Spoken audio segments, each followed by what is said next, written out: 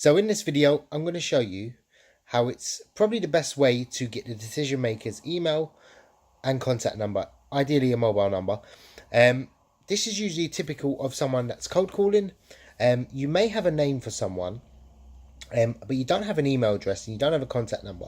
9 times out of 10 when you call, very unlikely they're going to give you a direct line or mobile number or even put you through. What I simply do is, first I try and get the mobile number, then I try and get the email.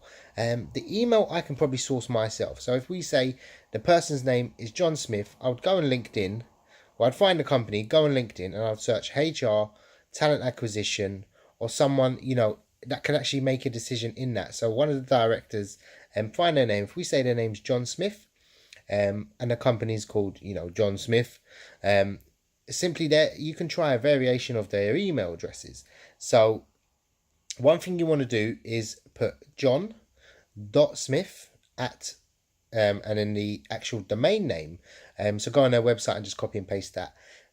Another variation you can try is j.smith or jsmith, or simply John Smith without a dot and then at.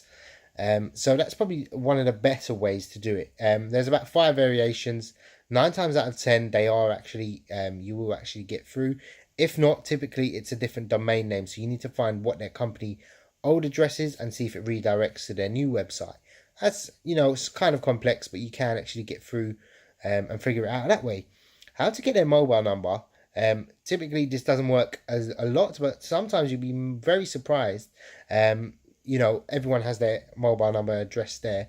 So when you're calling and you're talking to someone, best thing to suggest is, say, look, I've got some information for him. Can I text it to him? And that's probably the only way you can actually get it. If you ask, you will not get. If you say, look, I've got some information he wanted, can I text it to him? Can you give me his number? Best number to text him on. That's the only really way to do it. But the email address one simply works perfectly. If you're working in recruitment, if you're working in sales and you just want to get, that little bit of attention, just send some information out. That's probably the easiest way.